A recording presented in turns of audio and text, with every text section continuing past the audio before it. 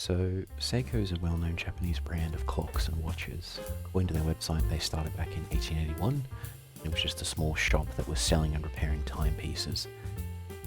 Apparently, Seiko isn't the name of the founder of the company. That's someone by the name of Hintaro Hattori. Apologies if I mispronounced that. Apparently, the word Seiko means exquisite or minute or success in Japanese, which that's a really fitting name for a brand that's has such a long history and is as reputable as Seiko actually is these days. But what we have here is the Seiko Presage Cocktail Time series. These are Japanese-made watches that take inspiration from real-world cocktails. Throw some details on screen in terms of the model and the specs of it, as I understand them.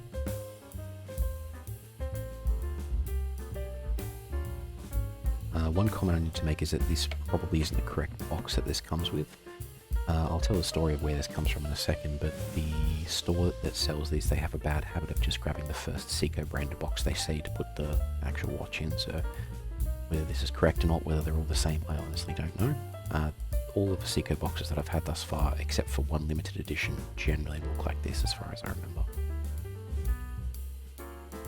So, this is the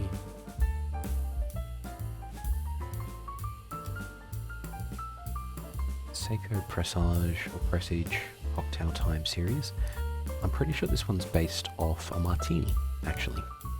So, stainless steel case, stainless steel bracelet, butterfly style clasp. You have the oversized, or comparatively oversized crown, which I think most of the Cocktail Time series has. We have the sort of angled hour and minute markers. We have the angled hand, so it's just hour, minute, second, and a date window. And then we have that kind of the striations there of that kind of sunburst, almost dial, which as you shift in the light, you can see that sort of move a bit, which is really, really cool. This thing looks amazing in direct sunlight. That sort of, I don't even know what you describe that as, that sort of effect where the light goes across those different striations in the dial surface. It sort of shimmers. Display case back, and you've got the automatic movement in there as well.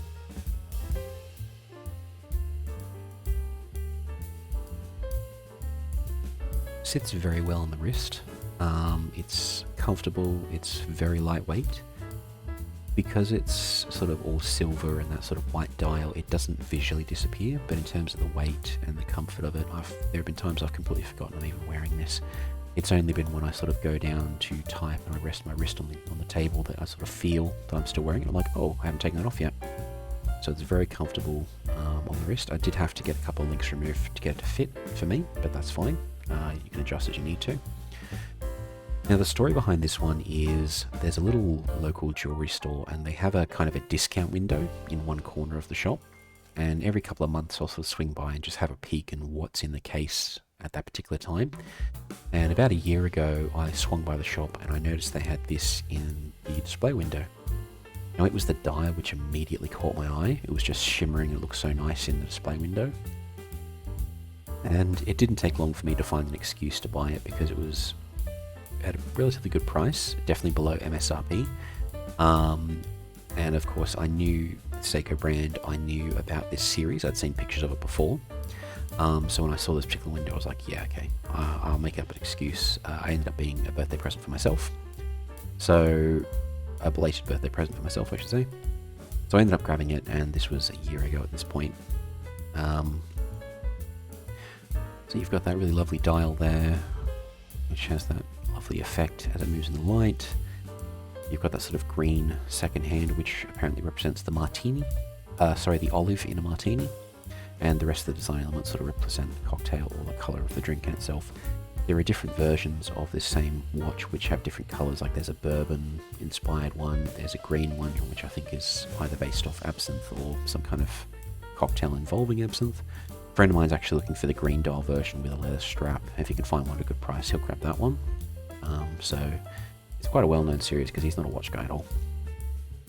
Very comfortable bracelet, but there's one concern I have around the butterfly clasp. Now this is only the second butterfly clasp I've ever owned, so I don't know if this is one problem, but there are times when I'm out and about, I'm doing something, and sometimes one clasp, will come undone and the watch slips loose. Now when it does that, I can usually feel it and I can sort of spread my thumb to catch it before it fully falls off. But it's happened often enough that it's actually a concern with this watch that it might actually come loose and fall off entirely. So I don't know if it's this particular instance of the bracelet or this design in general, but it is worth calling out that I've had that problem often enough to be noteworthy. I've never felt the crown sort of digging into the back of my hand at all, so that's not a concern, even though it is slightly larger and protrudes a bit more than most other crowns. One other concern I have with this, and this is really me nitpicking because it's a fantastic timepiece, is the dial's amazing. The presentation here, it's clear, it's very easy to see, you can instantly tell the time in any kind of light conditions. There's no lume on this at all, so if it's pitch black, you're obviously out of trouble, but you're out of luck, but it is what it is. Because the dial is so beautiful, it was a little bit disappointing to see that there wasn't the same sort of attention given to the movement. Now you've got the different colour for the rotor, there's a little bit of texturing on the metal components in there, but for example the lettering on that rotor wheel is not the same colour as the second hand, which I do have another Seiko limited edition where they did actually match some of the colours on the lettering, so there's a little bit more attention to detail to the movement side of things in the display case back. Because I'm a bit of a caveman, I enjoy staring at the beating heart of this thing, and while it is visually interesting and there's a lot to enjoy here, because I've seen some other offerings from Seiko, I know they could have done more. Example being, of course, the Grand Seiko. Now, those are a whole different ballpark in terms of price, in terms of quality. Grand Seiko is a different brand. It was spun off from the Seiko group years ago, so I totally understand we're dealing with something at different costs. But it's just a case of you've shown us how amazing your ability is here. It would have been nice to see just a little bit more detail here, just for those cavemen like myself who stare into the back of the watch movement just to see it ticking over time. This is totally acceptable and it's fine. It's just there was the potential for more, I feel. Aside from that, it has a little bit of water resistance, so a light rain will be fine, but this is obviously not a dive watch, so just be careful in terms of that. Made in Japan, which is good. And the final sort of nitpick that I have is the actual sound of the ticking. And this seems like such a ridiculous thing to say, but if you're into the mechanical watch game, then you're all about the mechanical nature of it, the texture of everything, how it all works. So I have an Omega watch, for example, which has a nice sort of crunchy tick to it. So you're in a very quiet room, you're focusing, you can just sort of hear it ticking away on your wrist. You can still hear this one, but it just doesn't have the same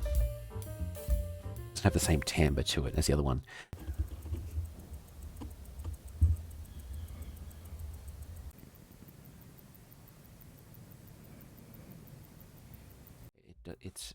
It's a working watch. This one's been going for at least a year at this point, and there's been no problems. The Omega that I referred to earlier has been going for 3 years with no problems at all.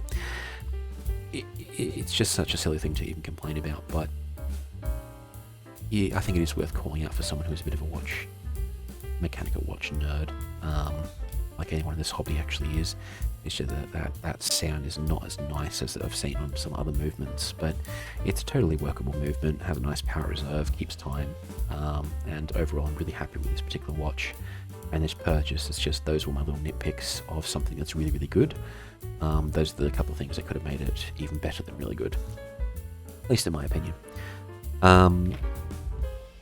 If you're sort of in the market for an automatic wristwatch and you know the Seiko brand, and you're sort of looking for something with a nice dial that's sort of clear and has some texture and some interesting characteristics to it, definitely check out the Presage Cocktail Time series, because they have a whole bunch of different examples that are based off different cocktails. There are times that I wish I'd gotten a different one of the series, not because there's anything wrong with this. I do enjoy this one. It's just there are so many amazing dials in that collection. It's like the bourbon one, for example, or the green one that my friend's looking for. All of those look really good. It might have been cool to have one of those instead of this. I'm totally happy with this one, and I don't really plan on grabbing any of the other series unless I can find them at a very cheap price. But they're all really good watches, so if you're able to find one at a good price, I'd say snap it up. You won't be disappointed at all, I feel. Anyways, that has been my thoughts on the Seiko Cocktail Time Series entry. If you have any questions, let me know. Otherwise, thanks for watching. Bye bye.